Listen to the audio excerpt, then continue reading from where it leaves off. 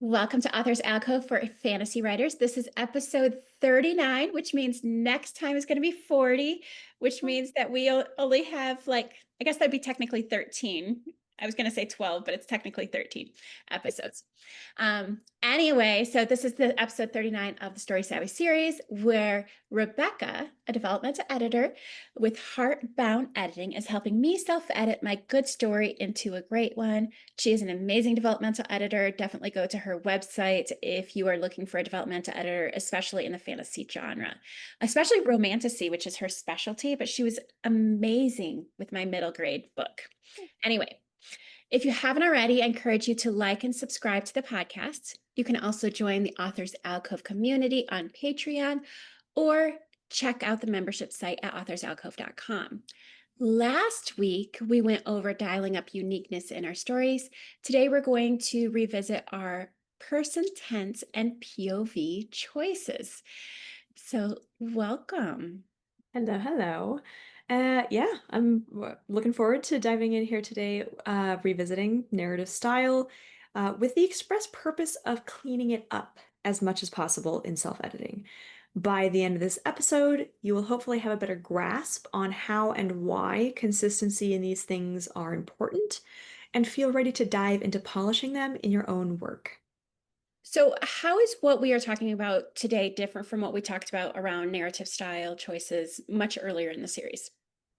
When we talked about this back in episode 15, it was very much about assessing the choices that we had made and considering whether or not we wanted to make different ones. So looking at your book and seeing, did I write this in first person or third person, for example, and is that working the best it possibly could for the story? Do I want to change that?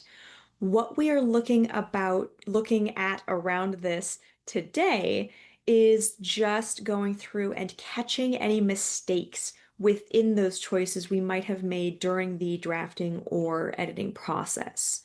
So we are looking at head hopping to be fixed. We are looking at breaks in your chosen tense, and we are looking at mistakes with your chosen person for your book based on the decisions you made earlier. Okay. So, what is our ultimate goal with this round of edits? To have 100% consistency on all three of these points.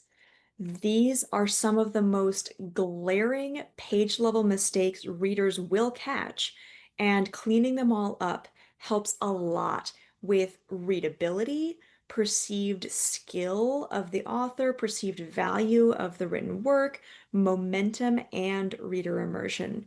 The goal here is to make sure that we don't have any mistakes around POV, tense, or person when it comes to consistency. So, what do issues with POV look like? Like, how can we catch them, and what should we do to fix? What do our fixes look like? So issues with POV are typically referred to as head hopping, which if you've been writing for a while, you've definitely found that term. You can find lots of information about that everywhere, basically. So head hopping is where you are in one POV for a while or established, as stated, whatever, and then at some point, you end up mentioning something that can only come from a different point of view, from a different experience or perspective. That hopping from one character's head to another is jarring for the reader, and it can be very confusing about whose experience we are in, who I should, as a reader, should be paying the most attention to, all of these kind of different things. So that's what head hopping is.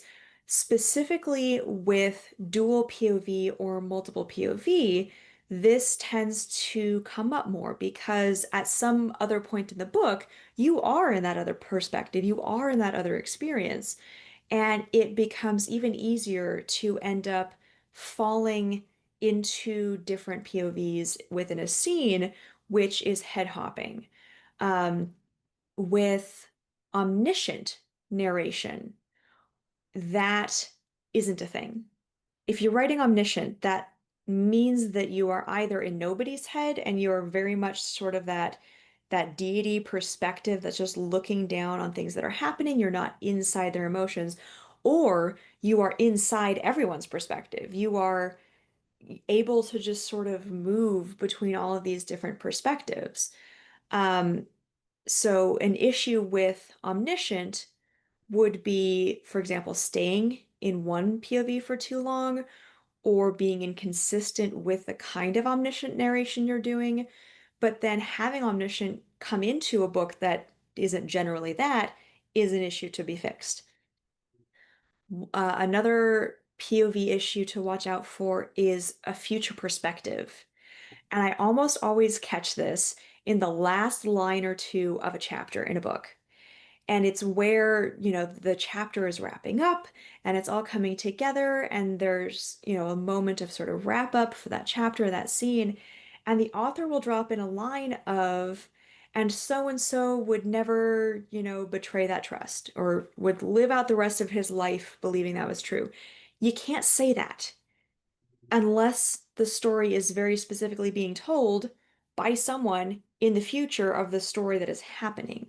So keeping a very careful eye out for any sort of future tense of how could they possibly know that in this moment can also be a POV issue more than it is a tense issue. So, fixes to POV issues should look like being able to read through an entire chapter and not have one single sentence or word which doesn't come from the specific POV that you have chosen. So, barring omniscient, and it is very uncommon, um, that means being able to read through a whole chapter and never having a word or a sentence coming from outside that one POV character's internal, personal, singular experience. And I think like I just corrected one in my own, and it was very subtle, but I just had mentioned how this person felt agitated. And I'm like realized, wait, I can't say that because she doesn't know, like she could see that he might feel agitated, but she can't feel that he is agitated. So I had Yep. to show it from her perspective. And it was something small because I was like, I didn't think that I was having very much trouble, but I did find that one singular spot. And I'm like, oops, oh, better change it. Yep. Anyway, so I would just like to dive just a little bit deeper, talking about books that are dual POV or multi-POV or omniscient POV, and like maybe rules, guidelines, just whatever you need that we may need to think about with those type of books. Yeah. First of all, that's a great example. And yeah, little moments like that of naming an emotion can slip through so easily. And honestly, I've had to edit so many times in my own books to make sure that I get them all.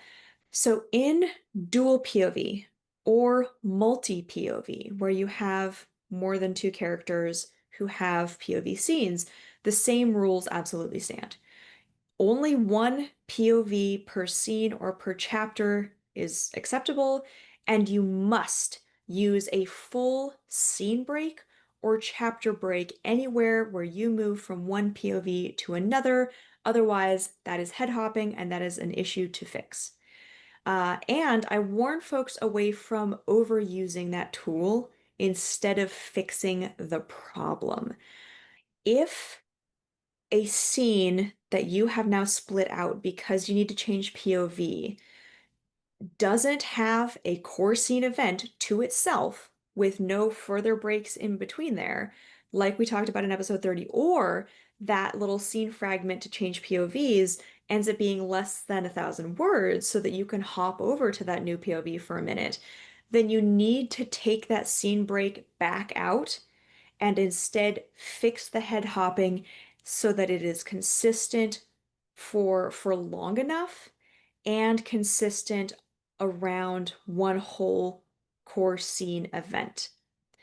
If you choose omniscient narration, so not multi-POV necessarily, but more everyone POV, which is omniscient, then make sure that there is a mix of POV on every page so that the reader never forgets that it is omniscient, as staying in one POV for too long would make the next jump to someone else feel more jarring. Likewise, if you choose a framing device in which it makes sense that the teller of the story is speaking to the reader, telling this story from a future point beyond the events that are unfolding, then it's totally okay to have mentions of what's coming next or how the protagonist or whatever character plays out the rest of her life. That's fine, but that needs to be clear. You with that too, it needs to be very clear and done regularly enough where this specific character telling the story is mentioning things like that or speaking to the reader in that sort of direct way that it stays unsurprising throughout the narrative. So what do issues with tense look like? We were just talking about POV, but let's specifically talk about tense. What do issues with tense look like first person or third person, and how can we catch them? The most common issue that I see around tense tends to be around pronouns, such as saying she's instead of she'd, things like that. Obviously, if it's in dialogue, that can be an exception. People can speak in present or past tense depending on context. That's fine. So I mention this because I've had an author that I worked with try to do like a find and replace to fix that, and it messed up a bunch of their dialogue. So keep an eye on that.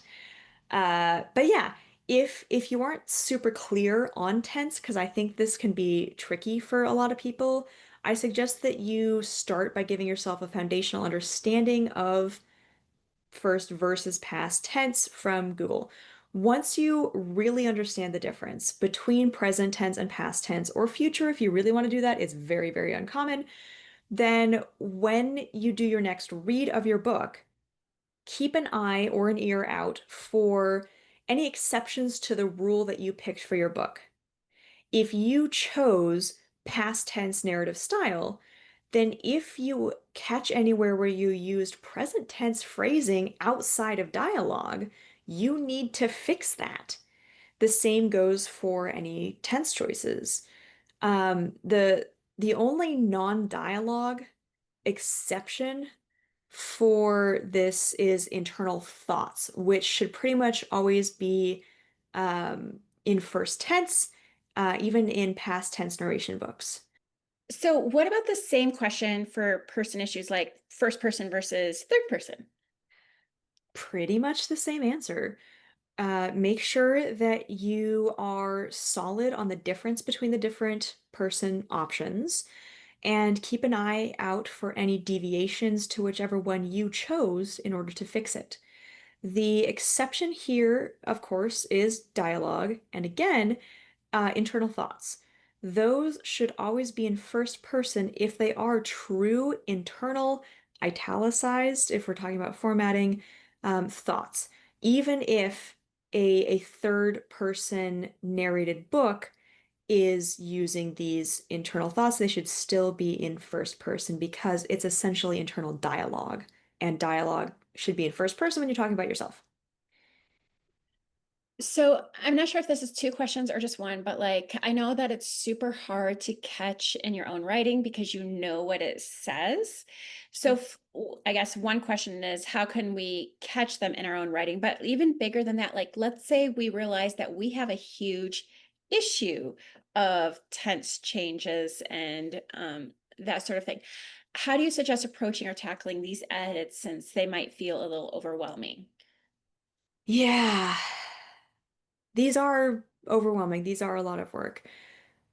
For POV, the best way that I can suggest that you catch these issues is that you stay very much in one character's eyes for a scene.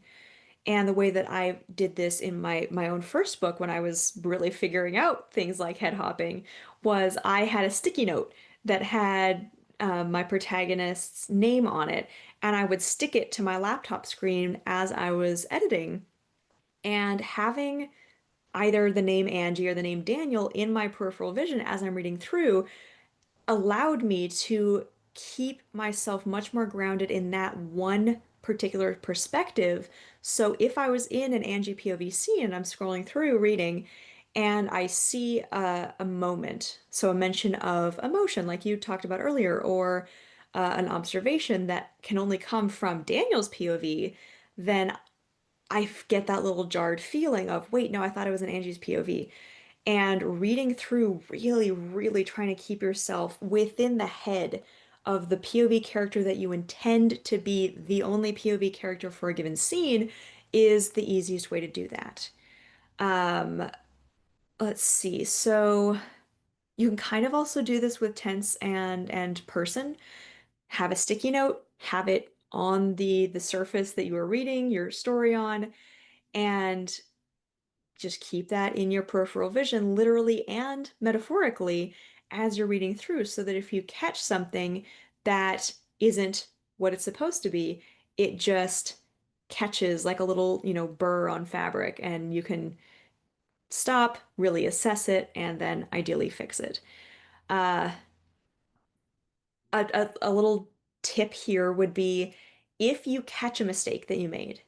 So if you catch, let's say, a particular word that is the present tense of that word, but you're trying to write in past tense, when you fix that instance, do a quick search in your document for that same present tense incorrect use of the word. If you messed it up one place, it's likely that you messed it up somewhere else, or if you mess up in one place, there's a decent chance that if you made a mistake elsewhere, it's more likely to be that same word than another random word in the English language. So when you catch a mistake, do a quick find and replace and see if you made the same mistake anywhere else. That can save you a lot of grief. I will mention doing that, make sure it's not dialogue because, again, I've seen that messed up. So beyond that, you can absolutely, if all else fails, try to get a couple of good beta readers or critique partners before paying for any editing and ask each of them to flag all instances that they catch of one of these layers. Don't get one beta reader and say, "Hey, I need help cleaning up my POV tense in person." That's not fair to them. Ask one reader, "Hey, all I am asking for this feedback read, the only thing I need your particular feedback on is POV." And then have a different reader where you make that same exact narrow request for just tense and then a third for just person and so on. Trying to ask them to gather all of these layers at once is, as you mentioned, as you expect, a stupid amount of work if you have moderate to severe issues with any of these layers. I love the moderate to severe because it makes me think of all of those ads. Yeah. Sorry. Illness of a manuscript. I was expecting a full-on ad. No, so like I know that I actually paid for you were my very first set of eyes, and I'd only done like a couple edits myself. So I wanted to ask a quick question, kind of deviating from what we were talking about, because you did bring up, beta and alpha readers. Sure. Um, what, when would you recommend and who would you recommend being like the first, second, third eyes, like as far as like what what I'm referring to is like with the developmental editing Hmm. um, being in there. I'm not entirely sure I understand the question. Okay. So like you were my very first set of eyes and I paid for you. And you Sure. suggested having people read before you actually pay someone else to read. Gotcha. Um, how many people would you recommend and at what stages would you recommend these readings? And when would you look into having a development editor? So I personally, okay, let me start by listing the different kinds of feedback that you can get. There are alpha readers that read during your drafting process, so before you've actually finished writing the book. And book coaches are the paid version of that happen during the writing process. Then you have critique partners, which can overlap a bunch of these different ones. Beta readers, which is supposed to be after finishing the novel and doing self-editing, but before professional editing. And then in the professional sphere, you have developmental editing, which is structure, so looking at plot, world building, character arcs, that kind of thing. Then you have line editing, which looks at your flow and your formatting to some extent and sort of the bigger picture, like paragraph level, line level, page level writing, but will not give feedback on, hey, your plot isn't working here, kind of things. And then you have a proofreader, which is for typos, grammar, and punctuation. And then lastly, a proofreader who is just doing a final polish after a copy edit. So, having listed all of those, I don't personally recommend alpha readers. I think that getting done with the book is so vital. And trying to get feedback before you have finished writing the book is far more frequently a detriment than it is helpful. What I do recommend is after you've finished a first draft, and ideally done as much self-editing as you can, look for a beta reader and or critique partner. These two are often very overlapped or interchangeable terms. A critique partner specifically is often another author, and the two of you literally swap books. So while they are critiquing your book on whatever you guys decide is within the what's the word I'm looking for? The realm of the swap, you are doing the same on their book. I personally find this very, very helpful, and this is what I often reach for. Beta readers can be other authors, so a lot of overlap with the critique partner, but they will often also just be readers. So you find readers who are interested in reading your book for free and giving some feedback on that. And that's what I tend to recommend the most, just as a blanket statement. When you're finished with self-editing, get beta readers and implement their feedback before paying for a developmental edit because you're probably going to have to make some decently sized changes after the beta readers. And once you do that, you want the developmental editor to check those changes. However, that same logic kind of applies the other way around. So if you pay for a developmental editor first, you're going to have a lot of big changes to make if they're a good developmental editor. And then you can She use your was. beta readers to check that. So it's really kind of one of the other, six of one, half a dozen of the other. It's up to you to decide which way makes sense. But whichever direction you think that's going to go, you want to use either beta readers or the dev editor to check the changes that you made from the other. I know for myself, I'm trying not to deviate too much about our topic, but I know for myself, like I was too nervous to send it off to anybody else except for you, which Sure. is why I paid. But now I'm like, okay, now I'm starting to feel like, okay, I need to get beta readers. And then I'm like, do I need to hire a developmental editor again? I would say no. There's going to be individual exceptions for anyone. I offer re-edits on pieces at a discount because I recognize that need to check that you made the right changes, that you got things right, and that's totally valid. But for most people, I would say if you feel like you took the advice from your dev editor and you didn't, shy away from it and you actually did that deep work, a beta reader next should be totally fine before moving on to the line and copy level. Awesome. Back to our regularly scheduled. Anyway, so are there things that we should look for in our writing aside from tense and pronoun use that might indicate we are being inconsistent with our point of view? Um, Yeah, you touched on one earlier, which was naming an emotion that you can't know for sure a non-POV character is experiencing. So that's a common one for sure. So experienced emotions, experienced physical sensations. So that could be anything from, aching bones all the way through nonverbal communication or physical experiences of emotion, like saying, "Oh, so and so's stomach twisted." Well, if you're not in their head, how do you know that kind of thing? Some other sort of flags to keep an eye out for would be opinions that are stated like fact, especially in narration. So if in narration you say something like, so and so didn't think that was a good idea, but it's not your POV character and they didn't say it out loud, that's head hopping. It can also be too lingering too long on describing only the actions and dialogue of a non-POV character. This isn't technically head hopping, but still, if you have a non-POV character dominating a full page, that slips that focus out of the POV character. And I remember that you had a fair bit of this in the early version of your book that I edited, where you weren't strictly head hopping out of, let's say, Amelia's POV, but because so much of the action and dialogue and interaction had nothing to do with her for pages at a time, it felt like this slip out. So then when you re-anchored back in her POV, that was jarring.